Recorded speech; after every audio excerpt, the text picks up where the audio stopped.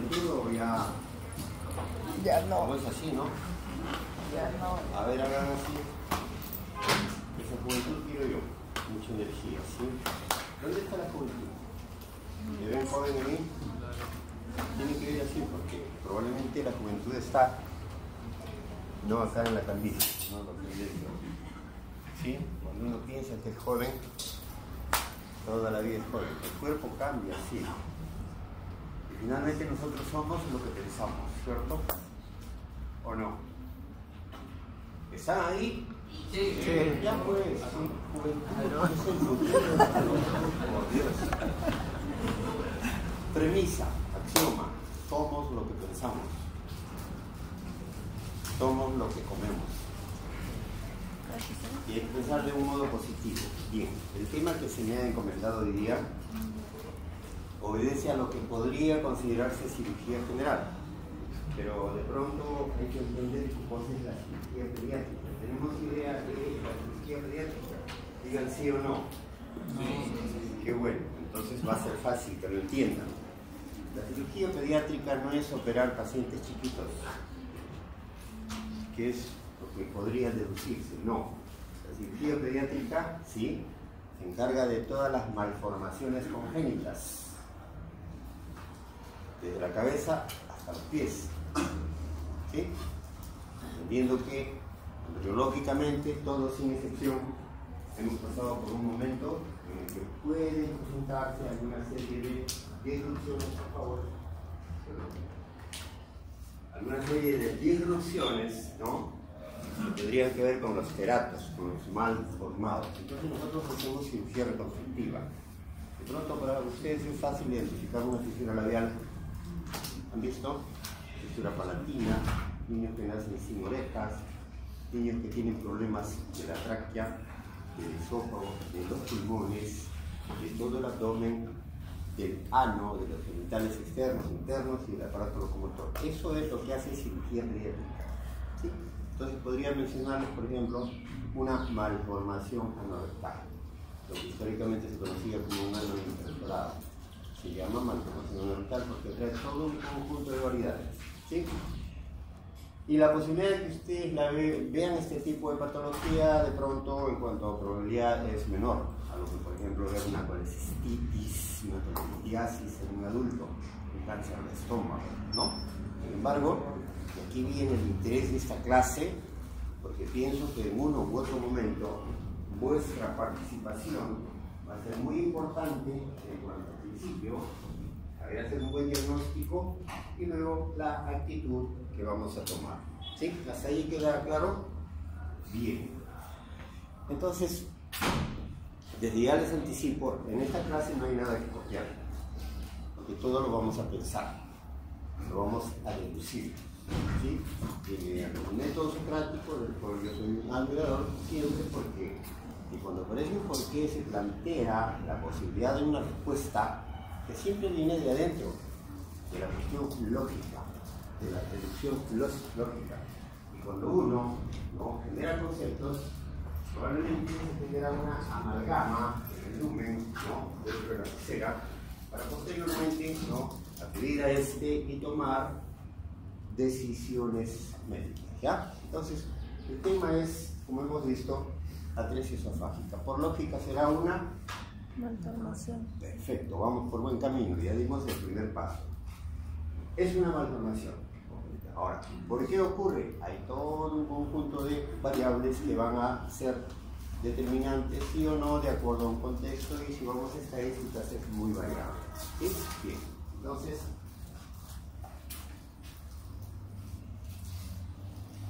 vean ustedes en el texto, ¿no?, que es una malformación congénita y que está referida pues a un área, ¿no?, que involucra ciertos aparatos en este caso, ¿no?, el aparato respiratorio y el aparato digestivo. Y teniendo en cuenta lo previo que conversamos, ¿no?, si esto es una malformación, pregunto yo, ¿en qué momento se dará? En el proceso embrionario. Cuando la formación está en curso, ¿cierto? Y aquí viene otra pregunta, ¿no? En la formación embriológica se forma un solo aparato, un solo sistema? No se dan cuenta cómo, ¿no? Deducir es muy importante. Significa entonces, si tenemos una malformación que está afectando, ¿no?, la vía respiratoria, la vía digestiva, ¿qué se plantea?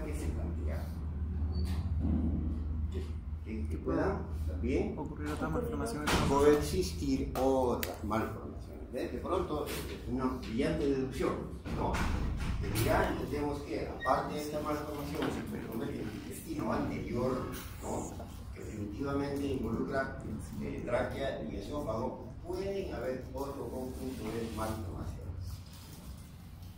En la historia siempre hay nombres, ¿no?, de pronto que son los hitos en cuanto. ¿Cuál es tu apellido?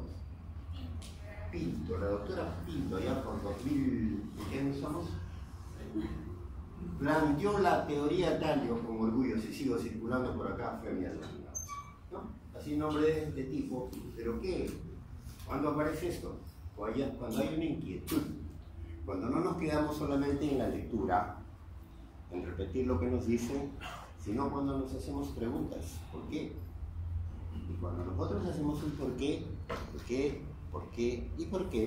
probablemente se plantean, ¿no?, vacíos en los cuales nosotros intervenimos. Les anticipo y les advierto que ustedes son científicos, ¿sí? Practicamos las ciencias médicas, ¿no? Y así como hay estos nombres, en el área en el que ustedes se sientan motivados pueden aparecer sus nombres. Al margen del nombre, lo que está acá arriba hay que usarlo, pues, ¿no? ¿Cuántas neuronas tienen ustedes? Es la pregunta que siempre hago yo a mis alumnos. ¿Cuántas tienen? Al martillo, a ver, 10.000. ¿Quién da más? 10.001. A la una. Nadie da más. 10.002. ¿Cuánto? ¿10.002? 1.000 millones. Ya, eso es algo más. ¿Cuánto? ¿Quién da más? 1.000 millones a la una. 1.000 millones. 1.000 millones a la dos. Acá dicen 2.000 millones. Perfecto, 2.000 a la una. Yo doy 50.000. 50.000 a la una. Subastando por otro. ¿No se han preguntado cuántas neuronas tienen? ¿Les doy la respuesta o se las dejo para que ustedes como médicos, por Dios, tengan que saber? ¿Cuántos ojos tienen? ¿Cuántas neuronas tienen? Eso deben saber. No como tarea. A ver qué pasa. A ver si tienen interés en lo que están estudiando. Bien. Entonces, esto se plantea de que si nosotros tenemos la necesidad, nos hacemos preguntas, sobre todo, ¿por qué? Porque vamos probablemente a modificar la medicina. Si no, estaríamos repitiendo pues lo que Hipócrates practicaba en su época, ¿no? Vean ustedes, en esta gráfica nosotros de una u otra manera tenemos una idea que lo que ocurre con el intestino anterior. Al día 19 aproximadamente hay una separación, ¿no? Y en el transcurso gradualmente va a haber lo que se constituye como una tráquea y un esófago. Entonces la pregunta lógica es ¿en qué momento se originará o se dará la causa, ¿no?, para que ocurra un trastorno? ¿Cuál será la respuesta? La formación en el intestino de 19 Tendrá que ser probablemente después de la segunda semana, ¿cierto? ¿No? Sí. Y como ya nos hemos anticipado, también voy a anticipar algo. ¿A ustedes les gusta soñar? ¿Sí? Sueñen. El que no sueñe está muerto. Pero no sueñen en clase, es dormirse, ¿ya? Así que aquí vamos a felicitar al que se queda dormido para que se ponga en onda el sueño que lo dé de otra manera, ¿ya? Un aplauso para el hombre. A la siguiente ya tú nos aplaudes con nosotros cuando te despertamos, ¿ya? Bien, perfecto. Vean ustedes ahí, hay una mnemotecnia, ¿sí? No es un síndrome.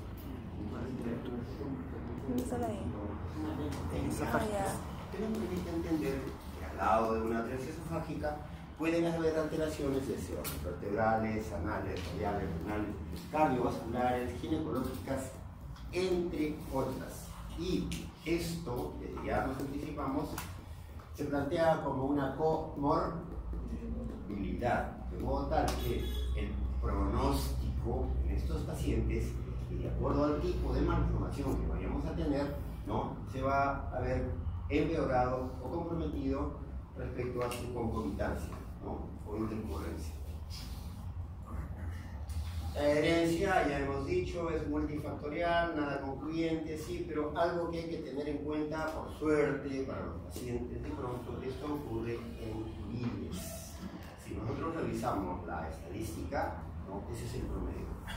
Cada 4.000 recién nacidos vivos, ¿no? Se plantea, de hecho, la posibilidad de que ustedes, como incluso internos, ¿no? Médicos generales, probablemente especialistas y sociales un poco más, puedan tener frente a ustedes un niño con esa patología. Y ahí la importancia de algunos aspectos que tenemos que guardar, ¿no? Para usarlos en su momento de trabajo. ¿Sí? Y aquí viene un detalle muy importante. La atresia esofágica, sí, es un nombre que involucra un conjunto de tipos. Y aquí lo voy a rescatar, de todos estos subtipos, una de estas variedades es la más frecuente.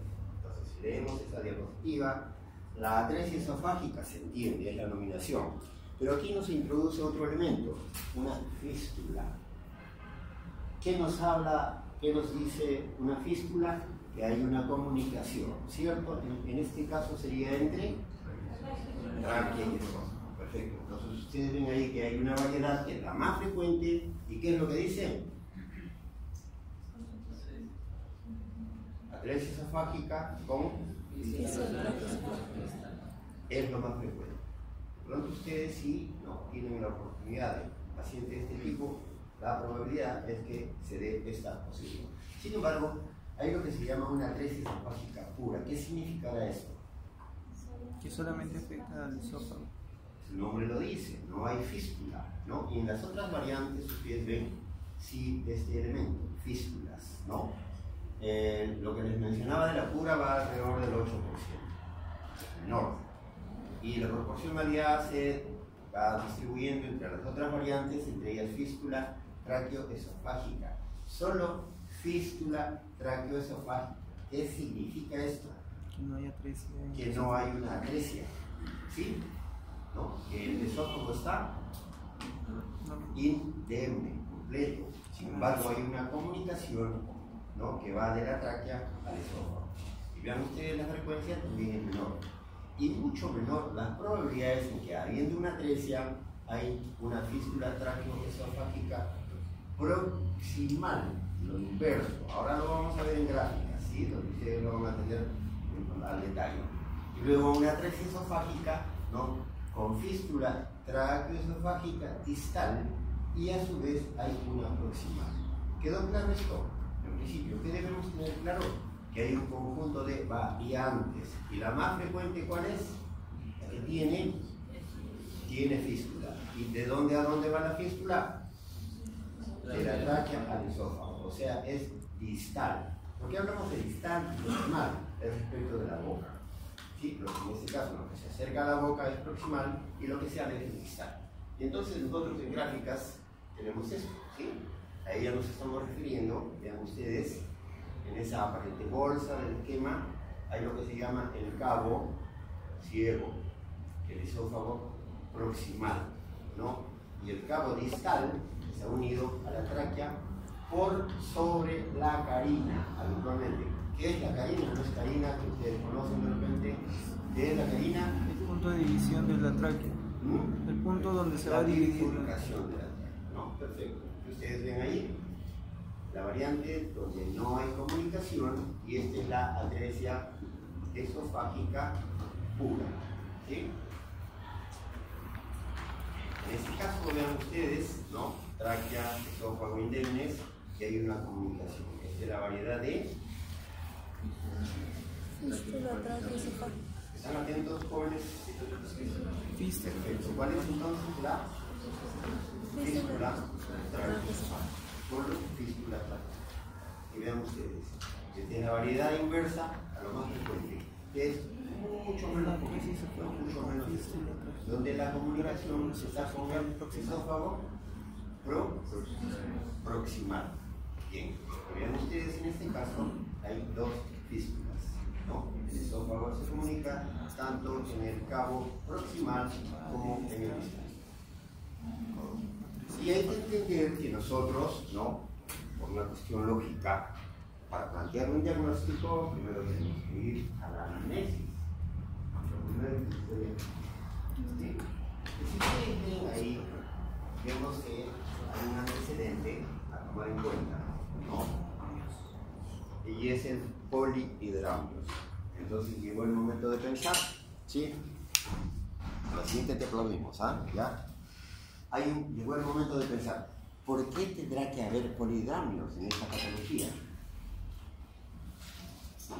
Normalmente, si no me equivoco, normalmente el feto lo que hace es deglutir el líquido amniótico.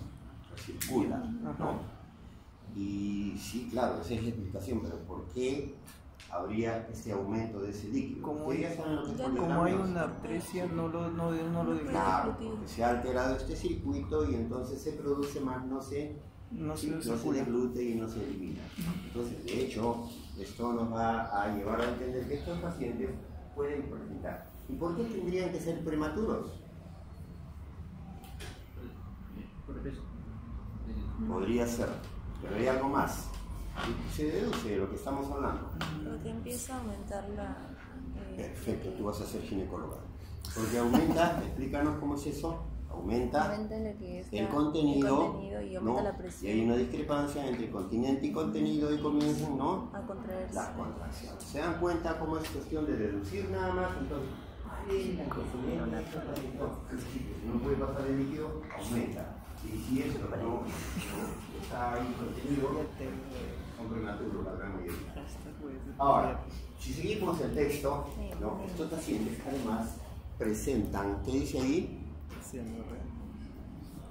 ¿Qué dice ahí? Lean por favor. Comentarios. Yo quiero que ustedes sean rebeldes, que cuestionen todo. Einstein fue un rebelde, Galileo fue un rebelde, Plotino fue un rebelde, Sócrates y todos los demás, pero con causa. ¿Sí? ¿Qué significa eso?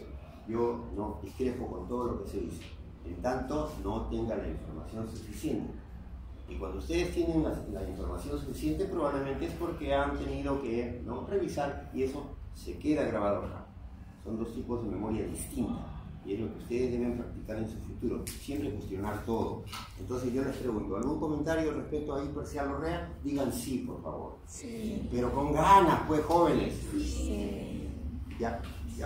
Todos han dicho sí, al menos uno que contraponga lo que dice ahí. ¿Habrá realmente hipercialorrea? Yo digo No. ¿Por qué?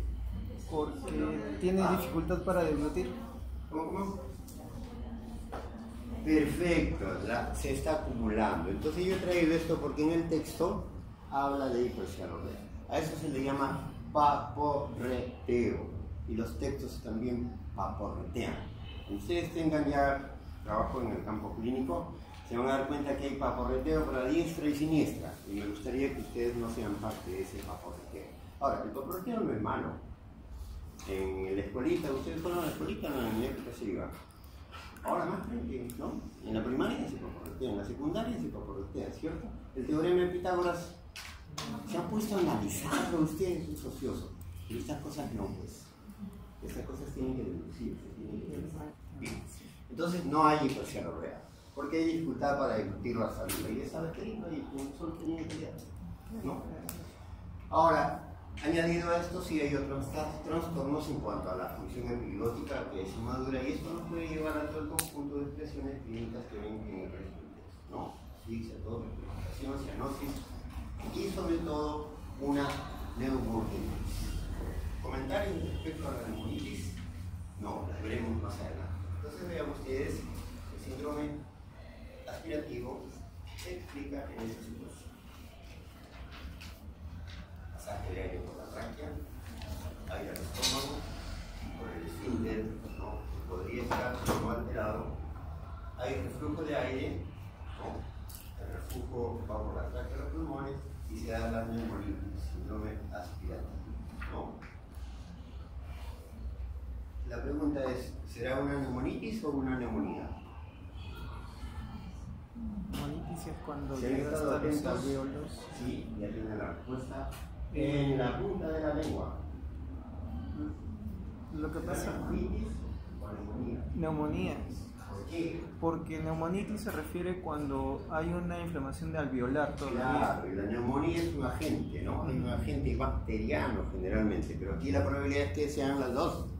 Pero la que prevalece es la neumonitis, que es mucho más, ¿sí?, grave que una neumonía. Y desde ya, ¿no?, este será uno de los aspectos, ¿sí?, que va en contraposición del pronóstico de estos pacientes, porque incrementa ¿qué? Ya lo hemos dicho, la morbilidad. ¿Se entiende hasta acá? ¿Todo es claro? ¿Alguna duda?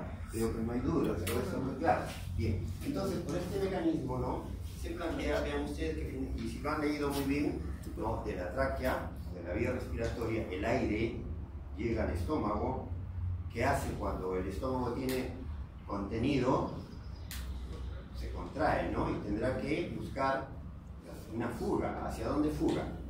Lo propio es que vaya, ¿sí?, a la vía distal, pero acá también cuando hay un conflicto regresa, ¿sí?, y va a la vía respiratoria y se da el ascenso del jugo gástrico que va a generar la neumonitis. Entonces el diagnóstico ya lo tenemos claro, hay que tener en cuenta la historia clínica, ¿no? A ver, son prematuros generalmente, puede haber el exceso de saliva por alimentación, y aquí viene la primera intervención. Cuando hablamos de intervención no hablamos de cirugía, hablamos de participación. Entonces está protocolizado que cuando tenemos a un recién nacido, tenemos que progresar en una sonda orogástrica. ¿Para qué? ¿Para qué será? ¿Quién diría? Para ¿Aspirar? ¿qué? ¿Qué? Líquido amniótico. ¿Qué? Hacer la aspiración De líquido que pudiera estar intentando deglutir del paciente, ¿no? Pero si nosotros tenemos esta historia, un aplauso para acá, mi alumno.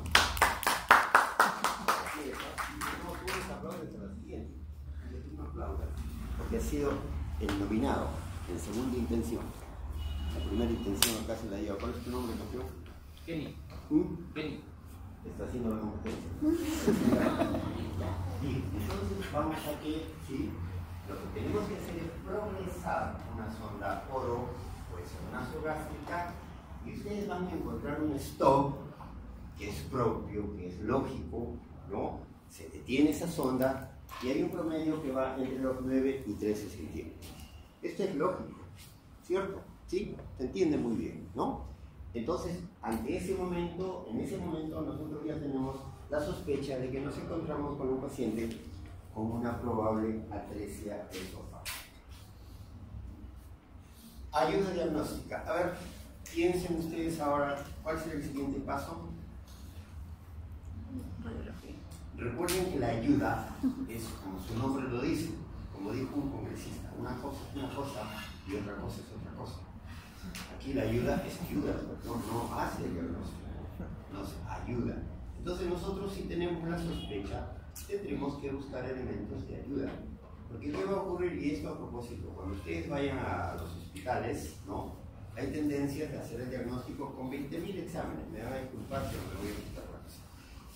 Y hasta ahí nomás llego. ¿Qué es lo que se hace? Se pide 20.000 exámenes y con esto se quiere hacer, ¿no?, el diagnóstico. Entonces es poner a los caballos, ¿no?, delante de la carreta. Puede ser al revés, como hace. Es poner la carreta delante de los caballos. Y la medicina no puede practicarse así. Sobre todo ustedes no saben a qué ámbito van a ir. En MINSA, saben lo que es MINSA, ¿cierto? Los cursos son exiguos. Y ahí viene la acuciosidad en cuanto a vuestra formación, vuestra competencia, para que ustedes ni siquiera necesiten ayuda diagnóstica. Por ejemplo, en mi escuela, en mi servicio, ¿no?, todos mis residentes, para hacer un diagnóstico de apendicitis, es clínica, básicamente clínica. Las guías clínicas establecen que debe pedirse una tomografía, como ustedes ya lo deben saber, ¿cierto? Y si no lo saben, lo van a leer. ¿Por qué? Porque probablemente ahí se va a leer algunos aspectos que finalmente significan ayuda diagnóstica, ¿no? ¿Sí? Pero nosotros clínicamente podemos hacer, ¿no?, un diagnóstico. ¿Por qué? Porque tenemos la suficiencia. ¿Por qué? sobre la amalgama en cuanto a tener los elementos referenciales que nos lo permiten. Bien, volviendo al tema, ¿qué será lo primero que tendremos que pedir acá? ¿Rayos X? Claro, una radiografía, así es. ¿Y qué buscaríamos en la radiografía?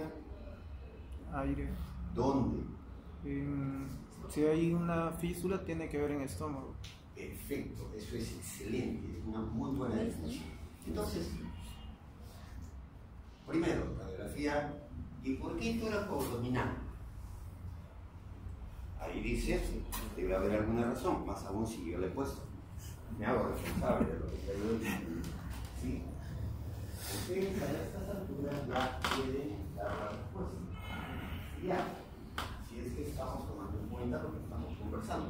¿Para qué será útil una radiografía tóraco abdominal? En principio el renacuajo entra en una radiografía, pues, ¿no? La dimensión sí entra en una radiografía, pero no es porque entre, exclusivamente tampoco vamos a tomar solo el pulmón o el ladón, pero hay una necesidad. ¿Cuál es? Alteraciones. ¿Qué tipo de alteraciones? Ya te despertaste, un aplauso para el Bien, es lógico, pues, ¿no? Como habíamos dicho, puede haber una concomitancia en cuanto a alteración física, de ahí es que se tiene que pedir una sola problema. Luego, como ya hemos conversado, progresar una sonda que va a rellenar un stop, ¿no? Y aquí miren ustedes, he puesto un esófago contrastado, es lo que he contrastado. Pero no es suficiente el primer examen, que ya les voy a decir, ¿no? Y ahí he trabajado el vario. En algunos textos pueden plantear el uso de esto, pero ¿por qué no se usaría vario? Porque no es prematuro. Yo puedo usar vario. Ustedes pueden usar varios, si quieren dar un paso más en cuanto a una ayuda diagnóstica. Es un niño prematuro. Hay algo mucho más serio. Mucho más serio. Ya, vamos a ponernos en el ensayo virtual, ¿ya? Yo soy su alumno y ustedes son mis maestros, vamos a invertir. Entonces, yo les digo, doctores, podemos usar varios. Y es por lo que ustedes me han dicho. Entonces, agarro mi jeringa, ¿no? Y comienzo a echar varios. Hecho, díganme algo, por favor. Sigo echando. Díganme algo, por favor. ya lo mató. Díganme algo, por favor. Ya lo mató. Para, pues, listo. Detente. Stop. Ese compa ya está muerto. ¿Qué? Insuficiencia renal. ¿Hay insuficiencia renal? No, es virtual en el momento. ¿Por qué tengo que detenerme? ¿Ah? ¿Qué está ocurriendo con el barrio? Yo lo estoy administrando, sigue administrando, está encharcando, ¿y qué va a pasar? Aparte de vomitar, ¿qué va a pasar? Se aspira ahí, ¿qué va a generar? Por vario. Eso es fatal. ¿Se dan cuenta? Es cuestión de pensar. ¿Hay una qué? Entonces, ustedes, si es que leen esto, no. Entonces se usa una sustancia Neumonía. sí, pero no tiene mayor implicancia en la vida respiratoria. Porque con ello hacemos un buen programa. Ya lo entenderán, lo aprenderán. Y otra alternativa, ¿no? Como hemos dicho, vean ustedes el detalle. ¿Qué es lo que ven ahí con las flechas? Vértebras. Las vértebras. ¿Qué es lo que ven ahí? Las Flechas vértebras. negras. Vértebras. Digan sí. ¿Qué ven? En principio aire. ¿Se dan cuenta ustedes? Además hay una... Hay una sonda ahí. Que está llena de aire. No, es un poco transparente y se ha doblado. Pero ¿a dónde voy eso? ¿A dónde voy yo? O sea, poniendo una sonda e insuflando aire, ¿no? Yo voy a determinar que el aire se acumule en el cabo proximal y puedo hacer una lectura por diferencia de qué? De densidades, que es lo que leemos en una radiografía común y corriente. ¿Se dan cuenta? Entonces, si yo no quiero usar una sustancia de contraste, ya tengo un elemento para poder hacer el diagnóstico. ¿Sí? ¿Qué más hay de valor ahí en esa radiografía? Aire en el Que ya me estómago. hace eso. Entonces, ¿eso nos daría el diagnóstico de qué? De una Fístula. de una fístula. O sea, como hemos dicho, ¿no? La variedad más frecuente. Sería una atresia esofágica con fístula Traqueosofágica. traqueosofágica distal. Vean ustedes, ¿no? Ahí es con mayor facilidad, se ve la sonda. Y aquí es donde no más de 2 centímetros de una sustancia radiopaca, ¿no? Hemos administrado a ese paciente para que se forme ahí el punch esofágico superior. Y con esto estamos confirmando el diagnóstico, y si hacemos una lectura de lo que vemos acá, que hay aire, vamos a ver el diagnóstico de una atresia esofágica con fístula distal. Y vean ustedes, como hemos dicho, el valor de una radiografía tóraco-abdominal, que aquí estamos viendo y su malformación. El diagnóstico diferencial tenemos que hacerlo con todas las entidades que causan distrés respiratorio por la probabilidad de lo que ya hemos dicho, ¿no? Son prematuros, pueden haber malformaciones cardíacas y entre otras una fisura de la arteria. Acá hay que tener algo en cuenta, muy importante, la mortalidad. En principio por el peso. Y si bien es cierto, esto es relativo, porque en este tiempo, ¿no? Los avances en cuanto a la neonatología están permitiendo que los de muy bajo peso puedan sobrevivir. Un poco esto. ¿Habría algún comentario ustedes como futuros médicos? ¿Se les plantea ahí un interrogante respecto a lo que va a ocurrir a futuro con estos pacientes? ¿Sí? Ya, pues yo le doy vida a un renacuajo de 700 gramos. Aplausos para el doctor Casquero. Pero, ¿habrá que hacerse preguntas ahí? Sí. ¿Qué se les ocurre? En principio habrá que preocuparse por el desarrollo neurológico de estos pacientes. ¿Sí? Es como cuando, por ejemplo, nosotros tenemos un paro cardíaco. No, nos cerramos a checarlo. Pasa 20 minutos y regresa el latido y le devolvimos la vida. Pero de acá arriba, ¿qué pasa? Esos pacientes quedan secuelados, ¿no? Hay controversias que, bueno, habría que establecer un balance, ¿no? Finalmente, buscar un equilibrio entre lo que hacemos en el día, pero menciono un elemento que ustedes sí o sí lo van a tener que contrastar en su futura vida de médicos. Y es lo que se llama el encarnizamiento terapéutico. ¿Qué cosa es eso? ¿Tienen idea? Es cuando nosotros como médicos nos aferramos a que el paciente esté vivo, incluso sin tener en cuenta el pronóstico. Y nos aferramos para que viva, para que se muera. O sea, que esté vivo para que se muera. ¿Qué es eso? Para que usted controle a los pacientes tienen que pensar. Nosotros debemos buscar un justo medio. ¿Qué pacientes debemos intentar con todos los medios recuperarlo a este valle de lágrimas o dejarlo que se vaya a llorar a otro lugar si se nos va mal? Porque ustedes no van a llorar en otro lugar, me imagino van a ir felices con sus alitas, ¿no? ¿Sí? Espero que sí, si es que creen en el cielo. Yo no creo en el cielo. El cielo, el infierno está acá. Acá todo se paga al contado. ¿Saben lo que es el karma, no? En forma positiva. El karma, ¿qué cosa es? Es la oportunidad de aprender. Nos pasa de nuevo porque no hemos aprendido. Ya no nos pasa porque hemos aprendido, que está abierto, que nos van a seguir pasando más cosas. Bueno, entonces tener en cuenta el peso, una malformación cardíaca. Aquí de pronto, entendiendo esto, ¿cuál sería la más importante a tomar en cuenta? ¿Una malformación ósea? Digan no. Con ganas, pues. No. ¿Cuál sería la importante acá? Cardíaca. Lo escucho. Cardíaca. ¿Cuál? Renal. Podría ser. Cardíaca. La cardíaca. Entonces, tener en cuenta el peso, una malformación cardíaca. ¿Y cuál es el otro que cae por su peso? Una complicación asociada, ¿cuál?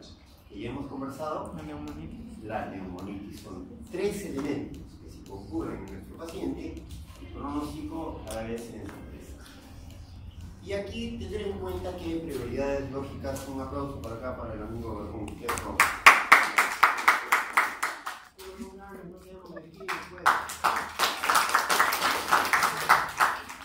Hay frases en la nómina ya. Espero que no se sumen, ¿sí? Espero no ser tan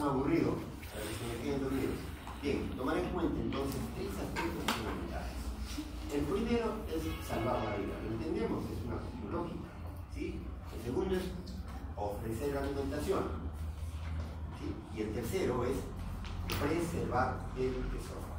Esta es la triada, ¿no? Que funciona como columna vertebral directriz para el manejo de nuestros pacientes.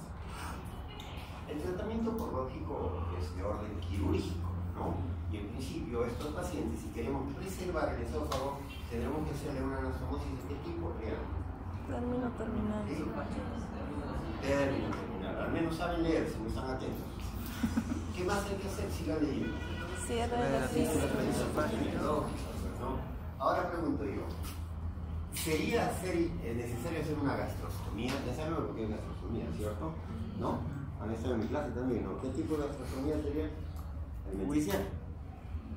No, diga por favor, no. ¿De qué tipo sería? Descompresión. Pero sin miedo.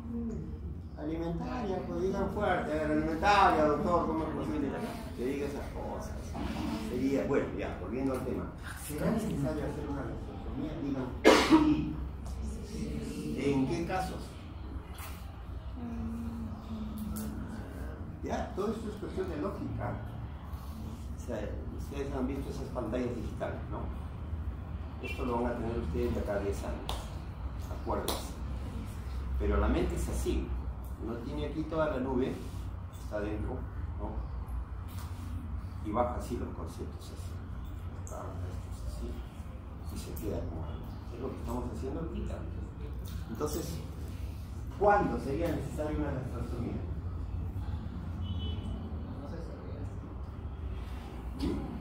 Estamos viendo el enfoque respecto al tratamiento, ¿ah? ¿Sí? Cuando no se puede hacer anastomosis. Perfecto. Un aplauso para el hombre. Ahora sí ya se quiere pasar otro level, ¿no? Ya me di cuenta. No solo ha despertado, sino está levitando el conocimiento. Así debemos ser todos. Claro, está levitando. Muy bien. ¿Cuándo probablemente no podemos hacer una anastomosis terminal? Ahora, lo propio de la cirugía, con relación a los aspectos técnicos, una tesis con doble fractura y sello de agua. ¿Y cuándo haríamos una de esas colostomías? ¿Será necesaria? La respuesta también es no. ¿Cuándo? Igualmente cuando no podemos hacer una anastomosis terminal. Entonces repito, todos estos aspectos son lógicos, gánicos, peso. Factores a tomar en cuenta cuando es prematuro, la anomalía persistente, la presencia de neumonitis, y aquí hay algo muy importante, otra variable, ¿no? Que va a establecer la complejidad en cuanto al manejo del paciente. Y es la distancia entre los frentes. Esta será una limitante para un tratamiento exitoso, digan sí. Sí. ¿Por qué? El por qué va a ser su flagelo en el resto de su vida. Pero su buen acompañante, porque los va a llevar por buen camino. ¿Por qué? ¿Por qué? ¿Por qué? ¿Por qué? ¿Por qué? ¿Por qué?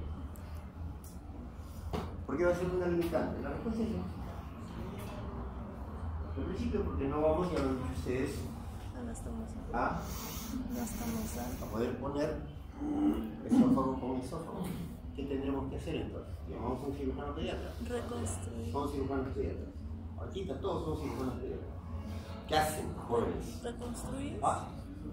Hacemos eso y luego probablemente algo más, ¿cierto? Entonces ya entendemos cuándo se hace una esofagostomía y cuándo se hace una gastrostomía. ¿No? Tened en cuenta este último aspecto que se llama long gap. Long gap. Ya veremos más adelante. Brecha amplia. El procedimiento operatorio, ¿no? Ante los cabos esofágicos muy separados, hay toda una serie de intervenciones, ninguna es mejor ni peor, todas son sin intentar una cosa. Hay que tratar de hacer crecer los cabos, ¿no? Esto se hace con dilatadores, con bujías, toda una serie de intervenciones, ¿no? Y el tratamiento quirúrgico, una cuestión técnica, tiene dos formas de abordar. Es progresando directamente, atravesando la pleura o separando la pleura parietal, o sea, la que está pegada a la pared por ahí, ¿no? Hay aspectos técnicos que van a hacer elegir al cirujano uno u otro. Finalmente, miren ustedes en esta gráfica lo esperable, lo deseable, es que se haya podido hacer una anastomosis término terminado.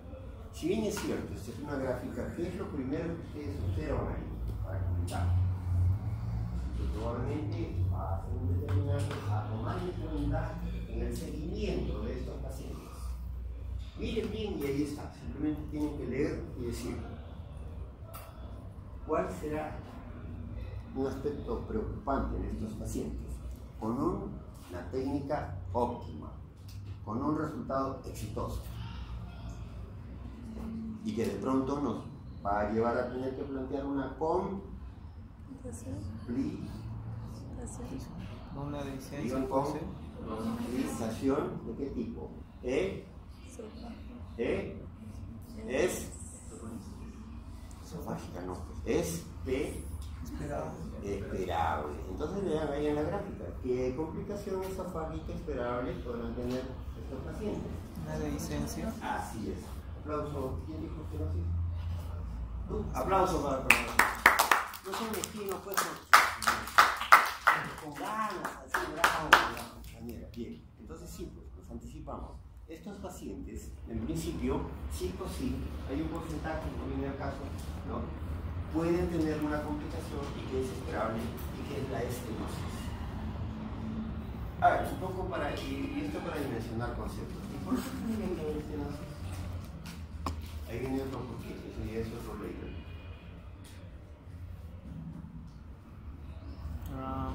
Porque puede ocurrir en el esófago cuando se hace justamente la unión, puede ocurrir una granulación, cicatrización y eso puede ser que se cierre. Ese es uno de los aspectos, porque pregunto yo, si no tanto granulación, hay algo previo a esto, ¿qué sería? Inflamación. Cuando nosotros curamos, ¿cuál es nuestro objetivo? Que se une. ¿Qué? Que se une. ¿Sí? Eso tiene un nombre. ¿Sí?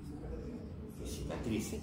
Y yo pregunto, ¿la cicatrización es igual en todos los pacientes? ¿Hay un reglamento que dice, tú tienes que cicatrizar así porque está reglamentado? No. Entonces, ¿eso cómo se llama?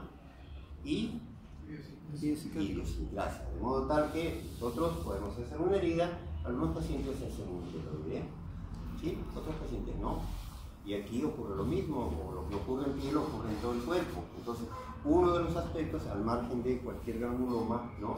Porque eso se evita con el material de sutura que usamos, ¿no?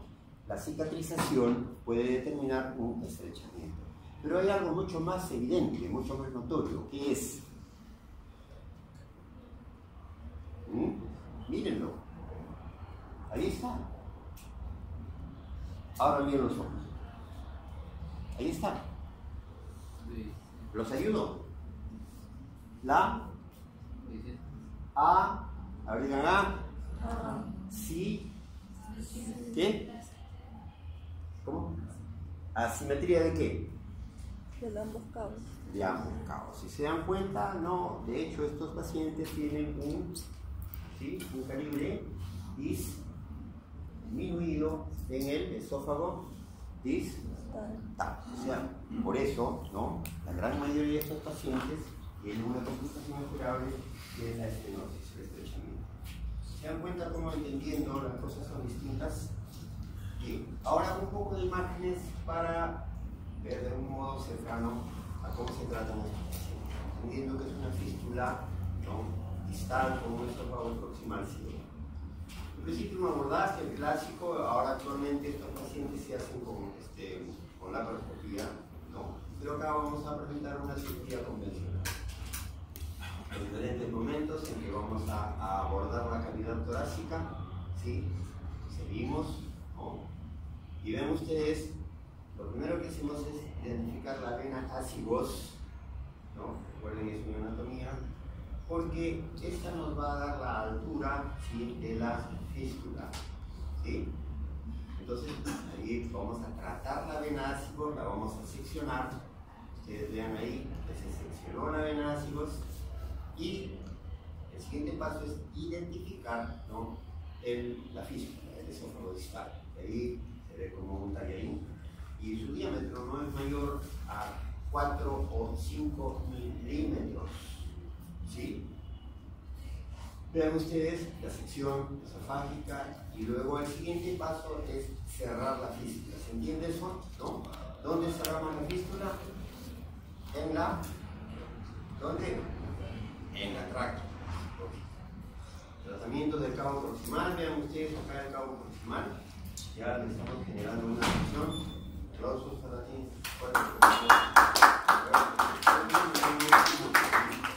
O me estás haciendo ojitos.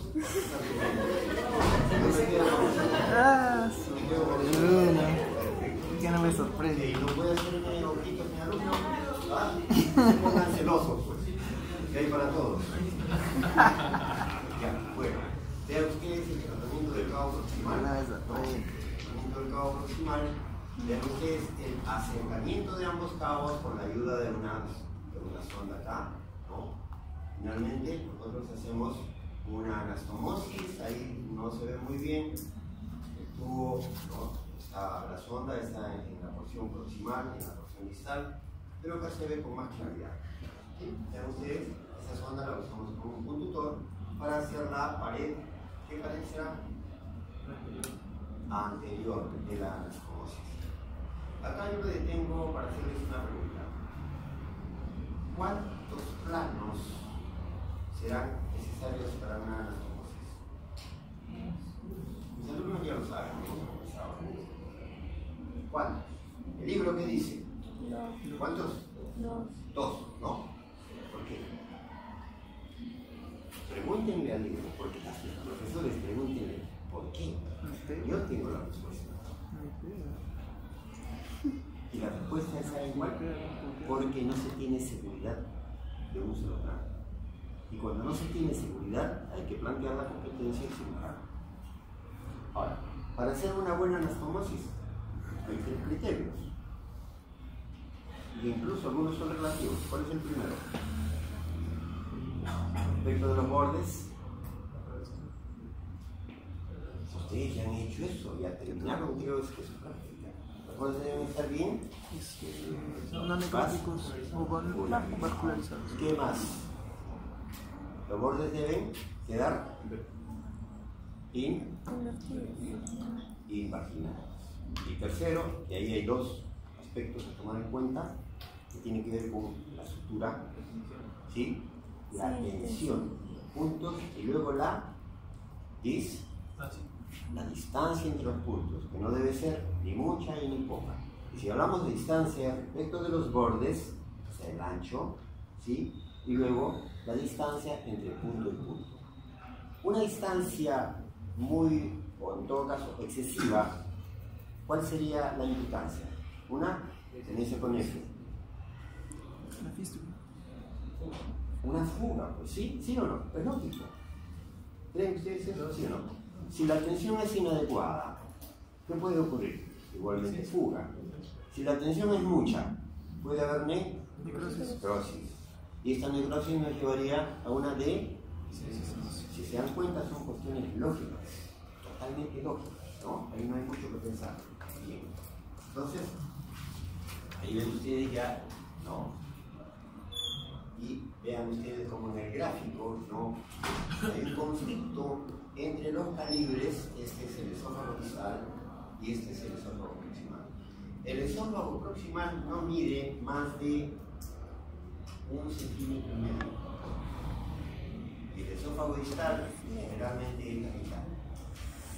No es para que ustedes lo aprendan, es simplemente para que lo tomen en cuenta. ¿Sí? Y luego ya cuando, ¿no?, hacemos el cierre de la pared y hemos concluido.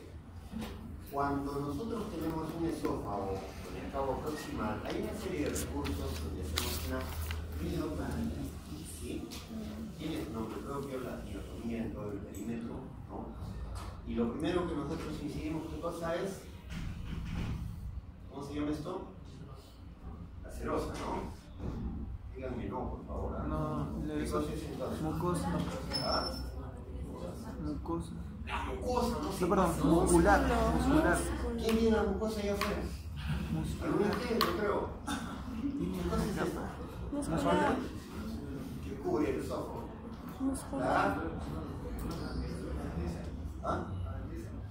Ya se los dejo para la anatomía, pues deben saber eso, información básica. Bueno, nosotros luego pasamos esta capa, esta otra capa vascular, claro. Muscular. Claro, ¿no? Y dejamos la mucosa indemne. Esto se va a regenerar.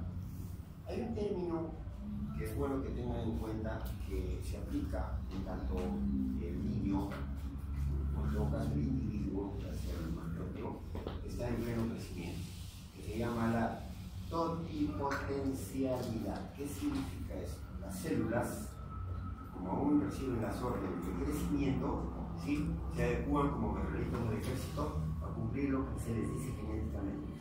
Tal es así que, por ejemplo, ¿no?, nosotros tenemos un paciente con un hueso fracturado, con cabalgado, ¿no?, y eso lo van a ver, probablemente ustedes no van a escuchar una fractura de clavícula, que es lo más frecuente. La clavícula está así, con callos, inflamación y todo lo demás. Al tiempo, ustedes le toman una radiografía y encuentran una clavícula nueva.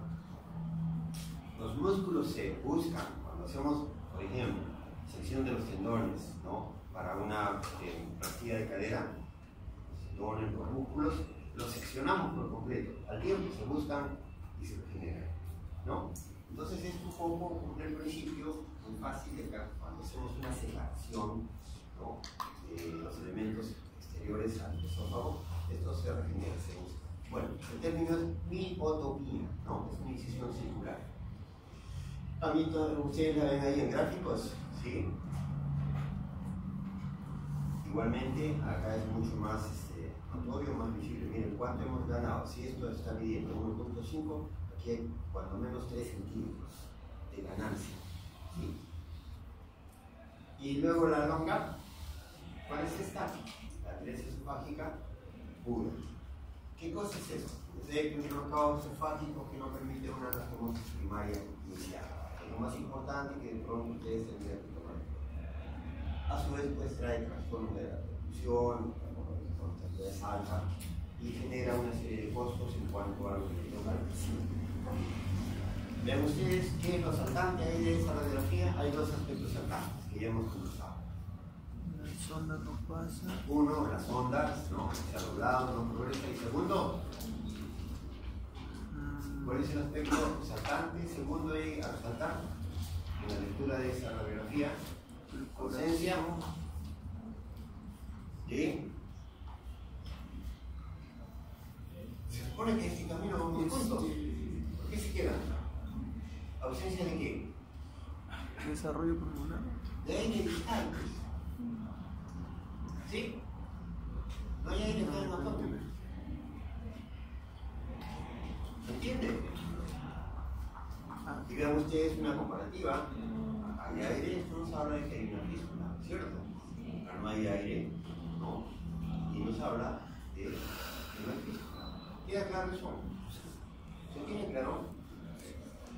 Y aquí en esta gráfica ustedes miren en esos puntos, y en este caso no vamos a llegar al aire, porque teóricamente podría ser la fístula de esta manera. Sin embargo, acá miren, hay un remedo de cabo distal. ¿Por qué?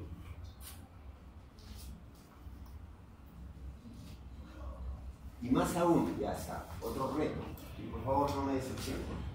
Los que están a punto de dormir se despierten, porque la pregunta es para todos. Bueno, hay dos cosas ahí, tres cosas, un montón de cosas, pero yo voy a tres, ¿sí? ¿Cuáles son las que recuperamos en estas radiografías comparativas? Al principio, la lectura del aire abdominal. Luego, ¿qué más? La longitud del esófago. La longitud de qué? De cabo. Distal. ¿Qué cabo? ¿Proximal? Distal. No, pues distal. Y otro más, notorio, evidente. Si no ven ustedes, es porque están ciegos. ¿Qué? El. A ver, digan el. ¿O qué? Volumen. ¿De qué? ¿De cabo proximal? ¿De qué? De cabo. El volumen de qué ahí está dibujado. Del estómago. Del estómago. Del estómago, pues, ¿no? Entonces, si ustedes comparan, ¿en cuál hay mayor volumen? ¿Por qué? Por la presencia de aire. Por el aire. ¿Por qué? Porque ese ha estado sujeto, ¿sí?, a un manejo. Aire. ¿Sí? Y en el otro no pasó nada. Entonces, ¿cómo se llama eso? Mi. Ahora digan mi. Pro. Ga. Stria. ¿Se entiende? Hay un estómago pequeño. ¿Qué más decir? Simplemente creo que ha trabajado. ¿Sí? ¿Pero claro? ¿Y en qué variedad ocurre eso? En la Tipo, la pura. atresia esofágica. Por suerte tenemos hasta las 5, ¿no? No. ¿Hasta qué la tenemos? 2:40. 1:40, ya nos pasamos. Lo dejo ahí. Dos. 2 minutos. Vamos a correr. Ya. Entonces ya sabemos lo que es el long gap, brecha amplia. Vean ustedes, ¿no? Hay una serie de técnicas para generar una aproximación de los cabos. Les he dicho que hay muchas, ninguna es importante. ¿Sí? También se hace una tracción externa. Se opera al paciente, se le coloca unas suturas entre cabo y cabo, y se haciendo una tracción gradual en el tiempo, se consigue que los cabos se vayan aproximando para luego una intervención final. Eso es la elongación extratorácica, ¿no? Hay otra también cuando el esófago se diseca y se tuneliza, ¿no? De manera de gastrostomía, se va tunelizando gradualmente, ¿no?, debajo de la piel torácica, de modo tal que se provoca o se genera un alargamiento, ¿sí? Es el alargamiento extratorácico. Criterios propios para saber elegir a los pacientes, ¿no? Cuándo, qué, cómo, dónde, y las características que debe tener cada paciente. Entonces, la reconstrucción esofágica de tipo 1 tiene un esquema, ¿no? Hemos planteado la gastrostomía, buscar malformaciones, y el reemplazo esofágico. ¿Qué significa reemplazo esofágico? En principio, que ya no va a poder hacerse una anastomosis. Y probablemente a este paciente se tendrá que hacer una ¿qué? ¿Qué? Esofagostomía.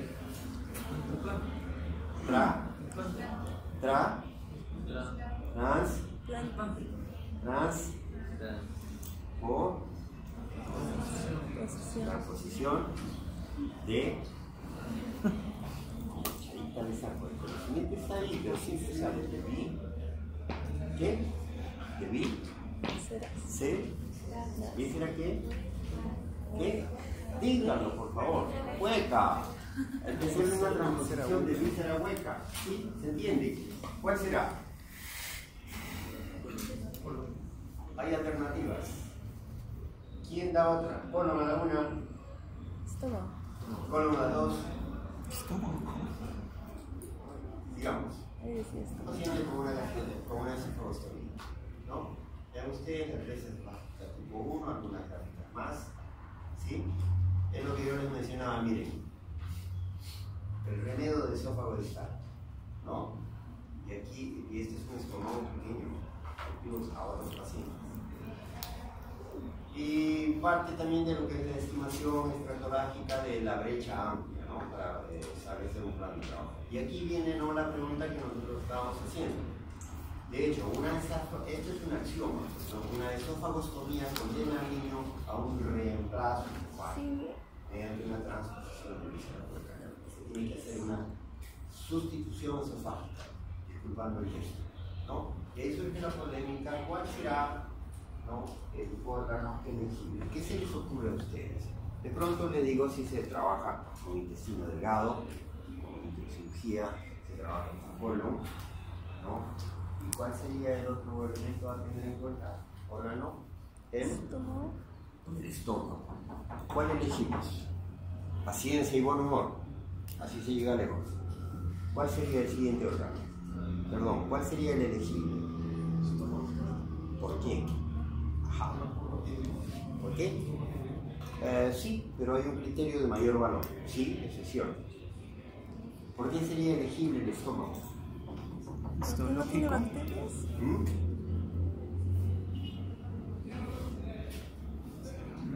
Porque es Sí. fisiológicamente más cercano al ¿ya?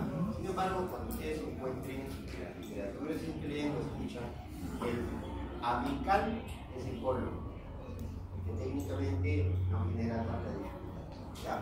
Vean ustedes aquí que lo que estamos haciendo, estamos generando un tubo gástrico para llevarlo hacia el tórax y al estómago. Se puede usar la curvatura menor, la curvatura mayor, se puede ascender incluso todo el estómago, de vía retro-mediastinal o retro-external. Esa es una retro-external, como les decía, y un ascenso gástrico también, con una serie de criterios, ¿no? Y estos pacientes, a su vez, ¿no? En el seguimiento, bueno, eso lo vemos luego. Vean ustedes algunas imágenes de ascenso gástrico, ¿sí? Ya en vivo, igualmente. Probablemente este paciente va a tener algunas expresiones clínicas, porque de hecho hemos alterado la fisiología, ¿no?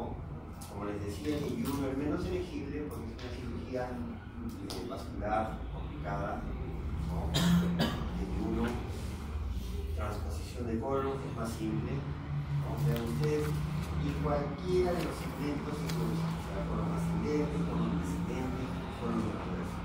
En este caso se ha hecho una ascenso del colon, ¿no? Vía retro. En este caso, vean ustedes, hay un ascenso retromediastinal y ese paciente ya va a ser sujeto a un gran trauma quirúrgico, pero estos pacientes tienen una gran recuperación respecto a la condición de los adultos. Muy importante los cuidados de enfermería, una succión permanente, la postura del paciente. Algo muy importante, sí.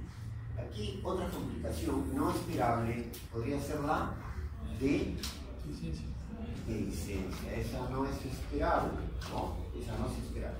Pero ocurre de manera tal que es ahí donde se deja un dren torácico. ¿Para qué serviría el dren torácico? Pues ahí está, para de modo indirecto evaluar una probable de licencia. ¿Y qué es lo que leeríamos en el tubo de drenaje? La presencia de saliva. ¿Y cuándo ocurriría esto? Puede ocurrir en cualquier momento. Ya, cuando no ocurre esto, nosotros tenemos que retirar el dren. Por lógica, ¿cierto? Pregunto yo, ¿cuándo lo retiramos? Al séptimo día. ¿Por qué? Vean ustedes una imagen ya, pueden anastomosis. ¿Por qué retiramos al séptimo día? Por caso quirúrgico de licencia ya hemos hablado, ¿no? Complicaciones inmediatas, habrá que hacerse una gastroesófago y pensar en una transfusión a futuro. Las inmediatas también es una refistulización. Cuando un paciente se refistuliza está condenado generalmente a fallecer, porque ninguna técnica es buena para solucionar este problema. Se van a tener que hacer dilataciones, como hemos dicho, con la probable stenosis, ¿no? Diferentes tipos de dilataciones. Que estos pacientes tengan en cuenta, además, con la incompetencia del esfínter gastroesofágico, probablemente van a ser vomitadores, regurgitadores, de modo tal que habrá hacerles un seguimiento por la enfermedad del reflujo gastroesofágico. Entonces, finalmente, la pregunta, ¿por qué no al séptimo día tendríamos que sacarle el dren? Pero antes de sacar el dren, ¿qué tenemos que hacer? Comprobar que no hay una D. ¿Cómo comprobamos eso? Con una radiografía sola, simple, contrastada, ¿no? ¿Y qué es lo que leemos ahí?